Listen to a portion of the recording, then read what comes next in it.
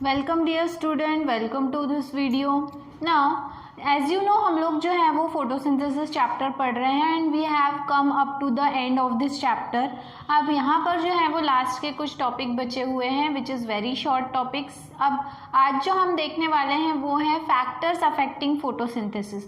Which are the factors which affect the rate of photosynthesis. कौन कौन से ऐसे फैक्टर्स हैं जो फोटोसिंथेसिस की प्रोसेस को अफेक्ट करते हैं, ठीक है।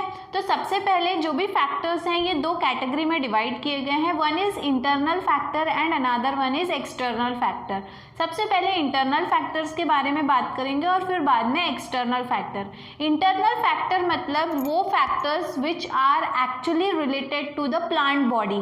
प्लांट बॉडी से रिलेटेड जो फैक्टर्स हैं जिनकी वजह से फोटोसिंथेसिस के जो भी प्रोसेस है इसके रेट में या तो इंक्रीज होगा या तो डिक्रीज होगा, वो कुछ फैक्टर्स हैं। जैसे कि सबसे पहले है अरेंजमेंट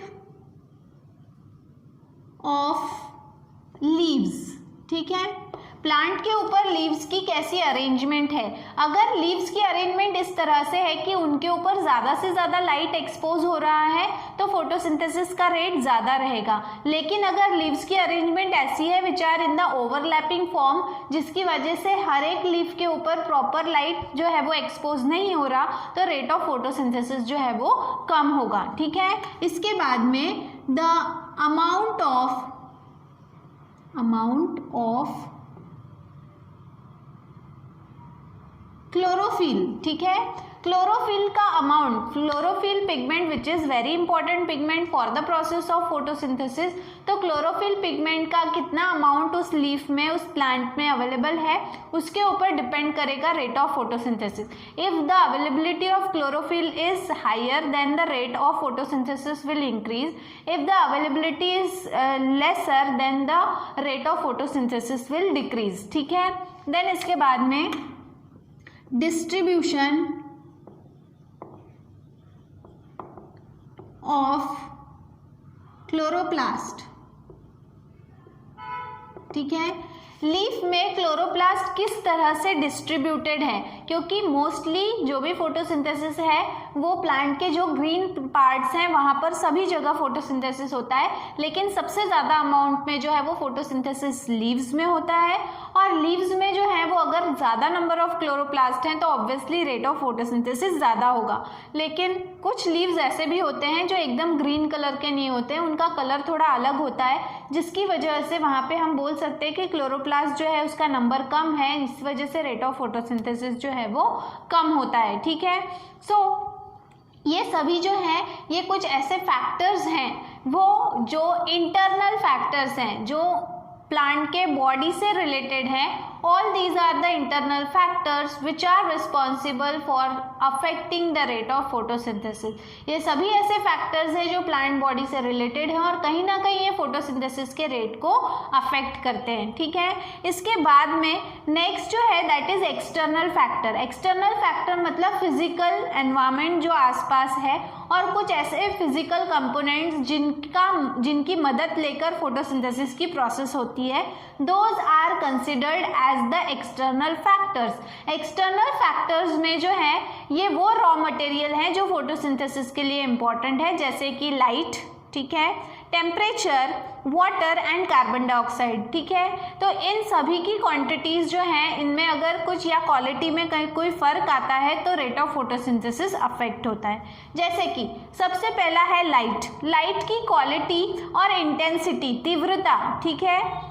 क्वालिटी ऑफ लाइट मतलब लाइट जो है वो जो सन से आ रहा है वो कौन से वेवलेंथ का लाइट सबसे ज़्यादा या रिसीव किया जा रहा है अर्थ के ऊपर, उसके ऊपर डिपेंड करेगा कि फोटोसिंथेसिस का रेट जो है वो कैसा रहेगा। जैसे कि हमें पता है कि फोटोसिंथेसिस जो है मैक्सिमम होता है रेड एंड ब्लू रीजन में, ठीक है। हमने फोटोसिंथेसिस की प्रोसेस देखी, हमने उसमें देखा कि विजिबल स्पेक्ट्रम वो रीजन है जहाँ पे फोटोसिंथेसिस की प्रोसेस जो है वो कैरी आउट होती है। विजुअल स्पेक्ट्रम या विजुअल लाइट जो है it is divided into 7 different colours. ये जो भी 7 डिफरेंट कलर्स हैं इनमें से सबसे ज़्यादा एब्जॉर्प्शन जो है वो रेड और ब्लू लाइट का होता है। That means the photosynthesis takes place maximum in red and blue region. ठीक है, अब लाइट की इंटेंसिटी जैसे जैसे बढ़ेगी वैसे वैसे जो है वो रेट ऑफ फोटोसिंथेसिस बढ़ेगा, लेकिन एक पर्टिकुलर लिमिट के बाद में अगर लाइट की इंटेंसिटी बढ़ती है तो फोटोसिंथेसिस का रेट जो है वो बढ़ने के बजाय वो ड्रॉप डाउन हो जाता है, मतलब वो कम हो जाता है। ठीक है, क्यों? क्योंकि जैसे लाइट की इंटेंसिटी बढ़ेगी तो उसकी वजह से टेम्परेचर भी बढ़ेगा। इसकी वजह से प्लांट जो है वो अपने स्ट्रोमेटा पार्शियली क्लोज करने लगेंगे और रेट ऑफ फोटोसिंथेसिस घसर जाएगा। ठीक है, देन इसके बाद में नेक्स्ट जो फैक्टर है जो फोटोसिंथेसिस के रेट को अफेक्ट करता है वो है कार्बन डाइऑक्साइड। कार्बन डाइऑक्साइड जो है ये जिस अमाउंट में या जिस कॉन्सेंट्रेशन में एयर में अवेलेबल होता है वो है 0.3%। ठीक है, 0.3% जो है ये एक आइडियल बोल सकते हैं कॉन्सेंट्रेशन है कार्बन डाइऑक्साइड का which is present in the atmosphere. और जो भी कार्बन डाइऑक्साइड है ये बहुत ही इंपॉर्टेंट रोल प्ले करता है in the process of photosynthesis. Carbon dioxide जो है इसका कॉन्सेंट्रेशन अगर बढ़ेगा तो फोटोसिंथेसिस का रेट भी क्या होगा? बढ़ेगा। ठीक है, लेकिन अगर ये 0.3 से लेके तो 0.5% तक अगर ये बढ़ जाता है, ठीक है, तो 0.5% से ज़्यादा अगर कॉन्सेंट्रेशन कार्बन डाइऑक्साइड का बढ़ जाता है तो रेट ऑफ फोटोसिंथेसिस बढ़ने के बजाय कम होने लगता है। क्यों? क्योंकि कार्बन डाइऑक्साइड जो गैस है इसका एक्यूमुलेशन एनवायरनमेंट में इतना ज़्यादा होता है कि जिसकी वजह से जो है वो जो भी प्लांट सेल हैं वो भी डैमेज होने लगते हैं। ठीक है, तो वो डैमेजिंग इफेक्ट कैरी आउट करने लगता है अगेंस्ट क्लोरोफिल मॉलिक्यूल्स। तो इस वजह से कार्बन डाइऑक्साइड भी जो है वो एक ऐसा फैक्टर है जो फोटोसिंथेसिस के रेट को एक्सेलरेट करता है या फिर डिक्रीज करता है। अगर rate of carbon dioxide nature में बढ़ेगा अप टू 0.3 to 0.5% तो तब तक के rate of photosynthesis will increase in the increasing order, लगातार बढ़ते जाएगा। लेकिन बियॉन्ड दैट उसके आगे अगर बढ़ता है तो रेट ऑफ फोटोसिंथेसिस बढ़ने के बजाय क्या होगा? कम होने लगेगा। क्यों? क्योंकि ये एक डैमेजिंग इफेक्ट साबित होगा प्लांट के लिए। ठीक है, इसके बाद में जो नेक्स्ट फैक्टर है दैट इज टेम्परेचर। ठीक है, ज़्यादातर जो प्लांट हैं वो 25 से लेके तो 30 डिग्री सेल्सियस तक जो है वो टेम्परेचर टॉलरेट कर सकते हैं और फोटोसिंथेसिस आराम से कर सकते हैं। ठीक है, वहीं कुछ ऐसे भी प्लांट्स हैं जो मैक्सिमम 55 डिग्री सेल्सियस तक का जो टेम्परेचर है वो टॉलरेट कर सकते हैं, सहन कर सकते हैं और फोटोसिंथेसिस आराम से कर सकते हैं। ठीक है, लेकिन टेम्परेचर जो है, अब देखो यहाँ पे 25 से अगर 30 डिग्री सेल्सियस तक टेम्परेचर बढ़ेगा तो रेट ऑफ फोटोसिंथेसिस भी बढ़ेगा।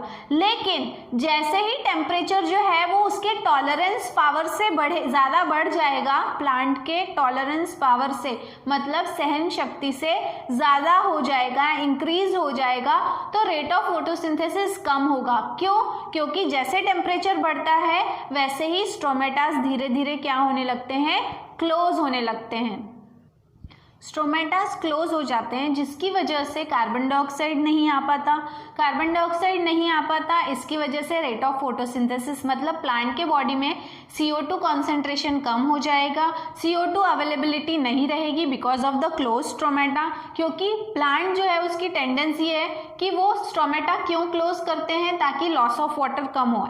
As a result of increased temperature, the evaporation of water takes place quickly.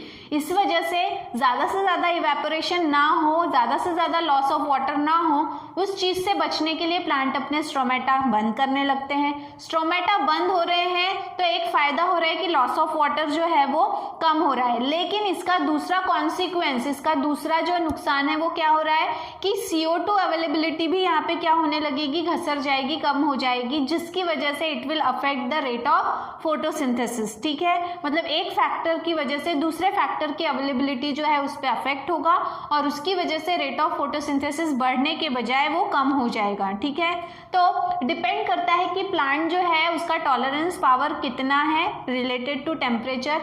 जितना उसका टॉलरेंस पावर है उस तक के अगर टेम्परेचर कम से ज़्यादा होते जाएगा तो टॉलरेंस पावर लेवल तक के obviously the rate of photosynthesis every time going to be increase. लेकिन जैसे ही उस लिमिट के बियॉन्ड उसके आगे टेम्परेचर बढ़ता है तो प्लांट जो है वो अपने बॉडी को बचाने के लिए, लॉस ऑफ वाटर बचाने के लिए स्टोमेटास बंद करने लगते हैं। स्टोमेटास बंद करने का दूसरा इफेक्ट ये होता है कि अवेलेबिलिटी ऑफ CO2 जो है वो कम होने लगती है, जिसकी वजह से रेट ऑफ फोटोसिंथेसिस जो है वो कम हो जाता है। ठीक है, तो इस तरह से टेम्परेचर जो है it is another factor which affect the rate of photosynthesis. And last one is water. Water जो है ये एक ऐसा फैक्टर है जो कभी भी जो है वो फोटोसिंथेसिस के रेट को डायरेक्टली अफेक्ट नहीं करता। It affects the rate of photosynthesis indirectly. ठीक है, क्योंकि वाटर की अवेलेबिलिटी के ऊपर बहुत सारी चीजें डिपेंड करती हैं।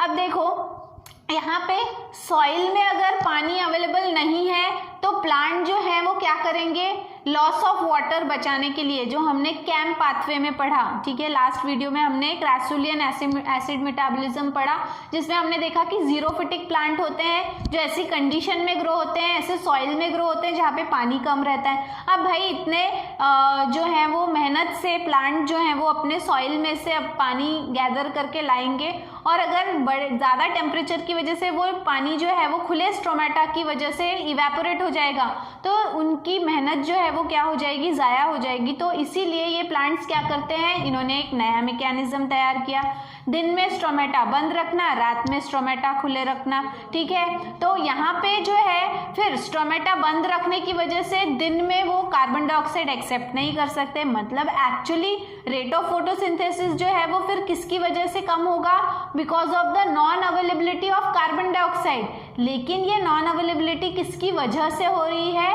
वाटर की वजह से हो रही है। तो यहाँ पे जो है अगेन टेम्परेचर में भी अगर हम बात करें तो वाटर लॉस ना हो इसीलिए स्टोमेटा बंद कर लिए जाते हैं।